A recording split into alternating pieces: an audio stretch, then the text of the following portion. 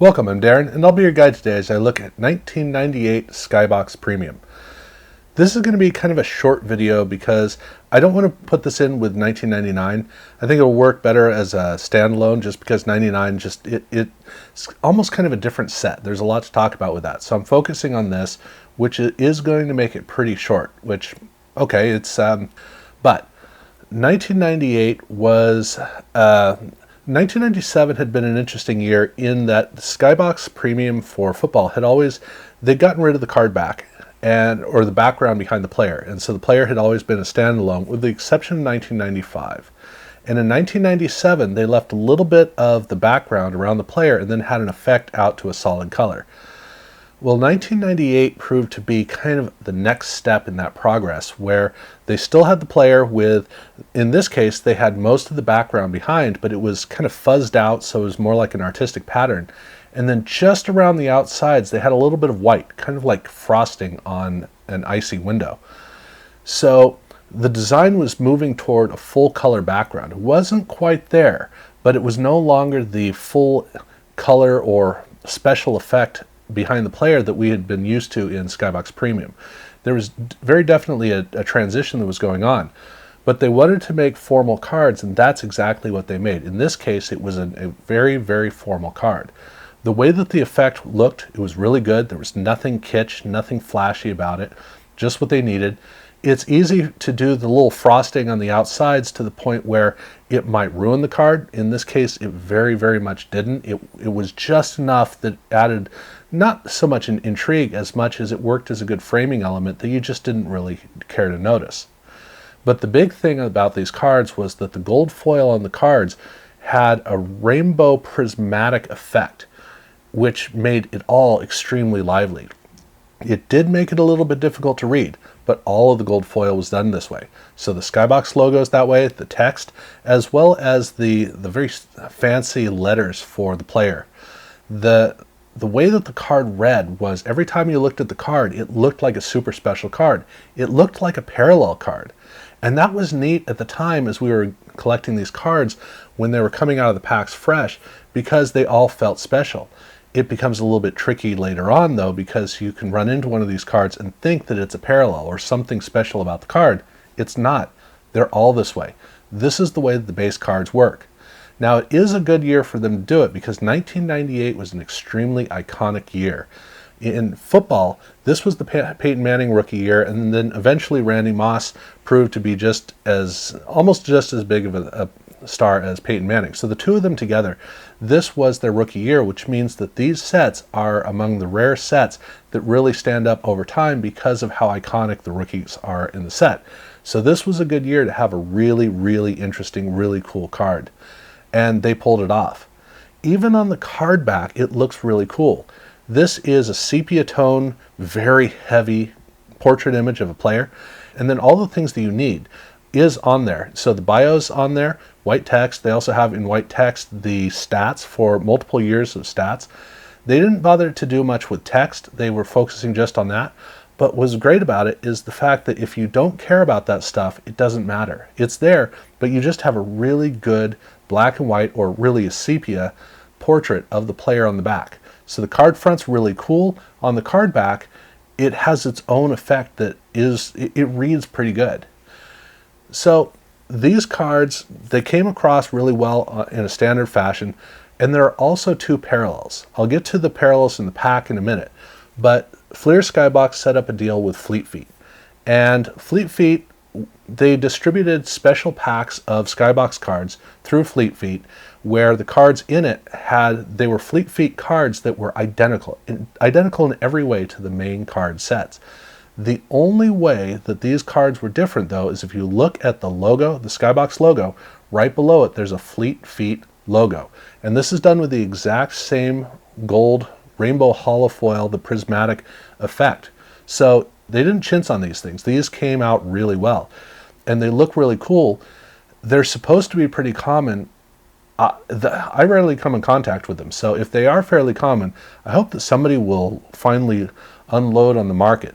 But if you want to know if you have one of these cards, look at the Skybox logo and right below. And if you see the tree-like Fleet Feet logo, then you've got one.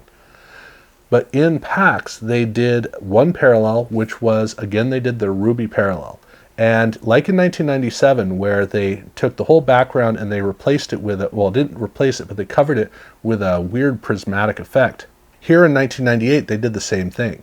So you have the player, and then this really impressive effect around the outside completely overpowers the card. And then, ironically, the ruby foil is just red foil. It doesn't have any effect to it. So it's kind of weird that they did that. But it is an extremely lively card. And on the back, these cards are serial numbered out of 50. This is silver foil. And in case you're curious what that text is after the 50, it says Star Rubies. That's the official name for this parallel. But these are all serial numbered out of 50. And it's the whole set that is done this way. The set does have one subset in it, and the subset is regarding the Super Bowl, where the Atlanta Falcons finally went to the Super Bowl, and Dan Reeves finally lost his 4th Super Bowl. And all of the cards in the subset none of them are dedicated to an individual player. They have players on them, obviously, and on the card back, they talk about the players and what the shot was related to. But the reason I specify it's not dedicated to a player is when they did the ruby version of these cards, the ruby versions, since there is not an individual player that's the focus of it, they put the pattern, the prismatic pattern, over the whole surface, so even the player gets buried underneath it. Now, again, the effect is cool. It's not a great card. That's the thing. But in these cards, at least it kind of works. And the cool thing about these cards to me is the fact that, I mean, they look really good. The way that the contrast of the colors, the heaviness of the colors, the images look great on these cards. But the logo for the Super Bowl, it has that same gold foil text with the prismatic effect. So it's neat to see that on there. It makes them really seem kind of lively. They also did rookies. They closed the set out with a bunch of rookies, and as you do. And the rookies look exactly the same as the cards in the main set, except they replaced the player initials with the word rookie. Again, all with the same prismatic effect. But with these cards, when they did their ruby parallel, these are all serial numbered out of 35, not out of 50. So very distinct quality to these cards. And that was the set. That's all that they did for the set. So pretty basic, pretty straightforward. And for the 1998 Autographics year, the way they did it was a chromed gold tone finish for the background behind the player, and then kind of an angled Skybox text on it, which it all looks pretty cool. These cards are all autographed in black, but they also have a parallel where they're autographed in blue with a handwritten serial number out of 50, again out of 50. So they have two versions of these cards. Then for the actual inserts, this was not a great year for inserts. In fact, we're starting off with the Destroyers, and this is a card design that they had already used in Fleer in basketball a couple years earlier. And the basketball card was okay. I don't hate it. This one is really kind of uninspired, and it's too bad because some of these cards should be really good, but it's a card design that they kind of threw out there. To me, it looks like a 1960s casino. Not very impressed. Then they had Intimidation Nation, and this to me is hands down the best insert in this set. This insert card, it's a really bold portrait shot of a player, or a close-up shot of the player. And the boldness it's something that doesn't necessarily read too well, except for the fact that they have an area where they have a gold holofoil effect of kind of like flames behind. And they actually have some relief there as well. So that element makes the card kind of come alive. And because of the holofoil effect, it's more of a chrome holofoil effect as opposed to a glossy surface. But the way that it makes the card kind of rich and dynamic, kind of interesting. So that was actually kind of successful. I really wish I could say the same about Primetime Rookies though. Usually Primetime Rookies came out really well for Skybox Premium. That was one of those pretty consistent insert sets. This is one of the rare cases where I don't think it worked. It's a horizontal card, which is great. I'm all for horizontal cards, but they have what's almost like a color bars test image in the background, which is just kind of clunky. And for a Peyton Manning rookie year, not really a good way to go.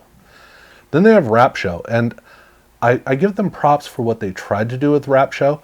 I look at all the pieces and I go, okay, you had all of the right ideas in place to make a great card. You just forgot the make a great card part of making a great card.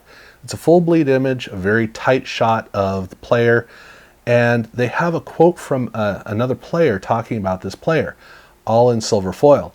And all of those pieces should work, except the big problem is that the silver foil text, it's not very easy to read. And so it has more of a tendency to just kind of get in the way of the image and ruin it. So they had a good idea, but they didn't carry it through to success. Not sure how they could have, but they kind of didn't. And the only other insert that they did was their Soul of the Game insert set. And this is themed on a record jacket and a record coming out of it. That's the whole theme of the card. I like the idea. Unfortunately, it's all one smooth card, and that's where this is a problem.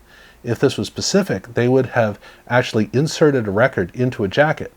But now that I think about it, in 1996, Skybox had done exactly that with their Thunder and Lightning cards. They'd actually inserted a card into another card. Think about it. They could have done that here with this card where they have a record jacket with a record inside. I really am disappointed that they didn't do that. And with the ridges on the grooves on the record, you could actually play around with it a lot. I mean, there was a lot of potential they had with this, and they totally skipped over it. It's nice to have a die cut card. This just isn't very interesting. Or this isn't, yeah, it's not very interesting. But 1998 was a year where they put all of their energy into the main set, and the main set really does look good. They didn't have a lot else that was great about this card set, but 1999 they would play around a little bit more and they get back into making more cool stuff. They'd also get completely into doing full images of players, full background images. But I'll be looking at that in another video. This is what I want to look at for this one. Sorry that it was kind of short, but thank you for watching anyway. And check out my other videos if you haven't had a chance. Subscribe if you haven't done so already. And thank you very much for watching.